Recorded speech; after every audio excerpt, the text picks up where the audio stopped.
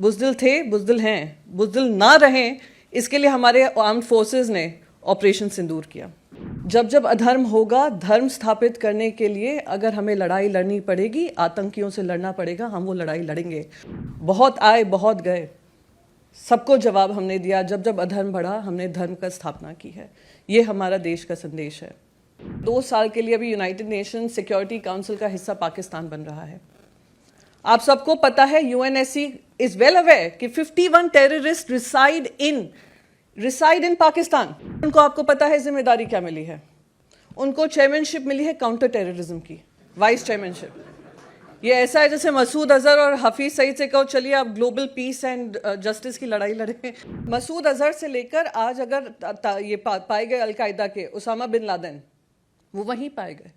दूसरा उनको एक और काम दिया है, उनको चेयरमैनशिप दी है तालिबान सैंक्शंस की। अब भैया कोई इनको बताए, तालिबान को सबसे मजबूत करने का किसने काम किया है? मैं वाजपेयी जी की एक बात से ख़त्म करूंगी, सरकारें आएंगी जाएंगी, पार्टियां बनेंगी बिगड़ेंगी, पर हमारा देश कभी नहीं झुकना चाहिए, हमारा देश कभी नहीं झुकना चाहिए। This is the last leg of a tour and this would be incomplete if I don't thank our ambassadors, our high commissioners, our diaspora in all the countries we visited. And we stand here today, most importantly, in solidarity.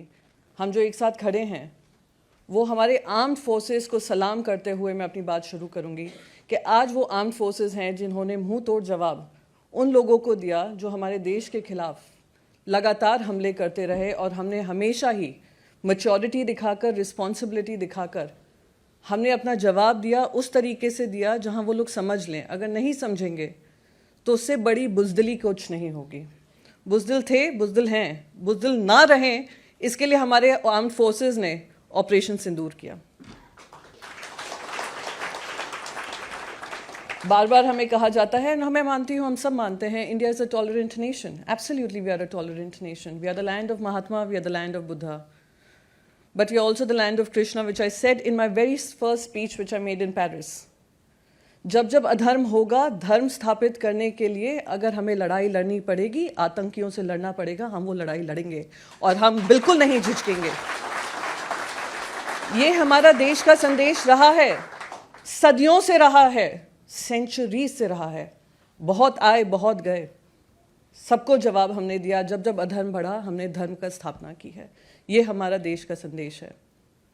दूसरी important चीज़ मैं यहाँ पर कहना चाहती हूँ, और कम शब्दों में ही कहूँगी, बहुत सारी चीज़ें लिखकर आई थी पर अब समय नहीं है।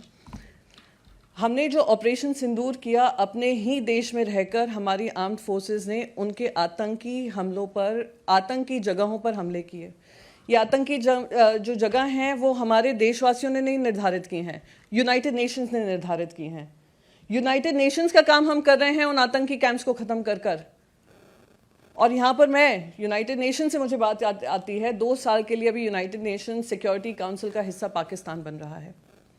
आप सबको पता है, यूएनएससी इज वेल अवेयर कि 51 टेररिस्ट रिसाइड इन पाकिस्तान।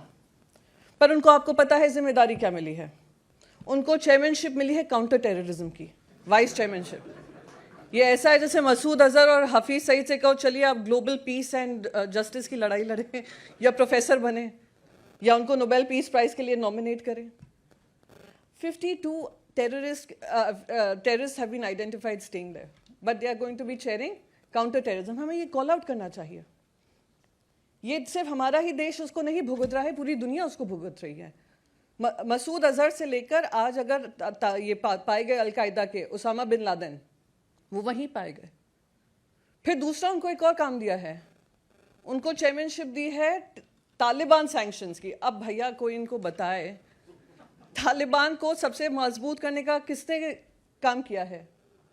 कोई नहीं भूले, अगर हम आज विनय नरवल की बात कर रहे हैं जो इस आतंकी हमले में मरे, IC-814 जो हाईजैक हुआ था एयरक्राफ्ट हमारा 25 साल पहले, वहां पर भी एक यंग मैन की डेथ हुई थी जिनकी शादी के लिए वो हनीमून करने काठमांडू गए थे। वही 5 आतंकवादी पाकिस्तान के कंडाहर में रुके थे, और तालिबानियों ने जो टेररिस्ट थे उनको रिहा कराने के लिए पाकिस्तान के आतंकवादियों के साथ लड़ाई लड़ी थी। आप उनकी चेयरमैनशिप करेंगे, आप क्या संदेश दे रहे हैं दुनिया भर में? मैं बस इसी बात से ख़त्म करना चाहूँगी।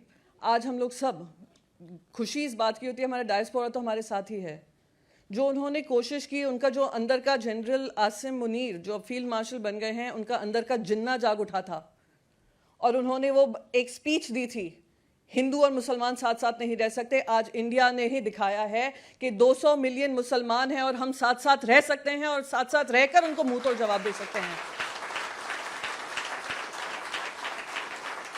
उन्होंने कोशिश ये भी की थी कि राजनीतिक जो पक्ष हैं उनको आपस में लड़ाएंगे, पर आज हम सब एक साथ होकर आपके सामने खड़े हैं। और मैं लास्ट अपनी बात इस बात से ख़त्म करूंगी। मैं उस पार्टी से आती हूं जिस पार्टी ने कहा था जब तक पाकिस्तानी आतंकवादियों को ख़त्म नहीं करेंगे हमारा कोई रिश्ता पाकिस्तान से नहीं होना चाहिए, ना कोई इकोनॉमिक ट्रेड होना चाहिए, और हम आज भी उस बात पे कायम हैं। गर्व होता है मैं उस पक्ष से आती हूँ। पर साथ ही साथ मैं वाजपेयी जी की एक बात से ख़त्म करूंगी। सरकारें आएंगी जाएंगी, पार्टियां बनेंगी बिगड़ेंगी, पर हमारा देश कभी नहीं झुकना चाहिए, हमारा देश कभी नहीं झुकना चाहिए। आज हम सब ने, आज क्योंकि आखिरी हमारा सेशन है, आखिरी हमारा डायस्पोरा इवेंट है, हम सब ने ये प्रूव किया है। मैं आप सबका धन्यवाद करना चाहती हूँ। उन्हीं बातों से अपनी बात खत्म करूंगी, पर एक बार आप सबसे कहूंगी, जय हिंद की सेना जरूर जोर से बोलिए, जैसे हमारे सैनिक जो बॉर्डर्स पे खड़े हैं उनको ये आवाज़ आप सबकी वहां तक पहुंचे और वो कहें कि हाँ आज हम सब एक साथ हैं, हमारे डायस्पोरा हो या हमारे देशवासी हो। जय हिंद की सेना, जय हिंद, जय भारत।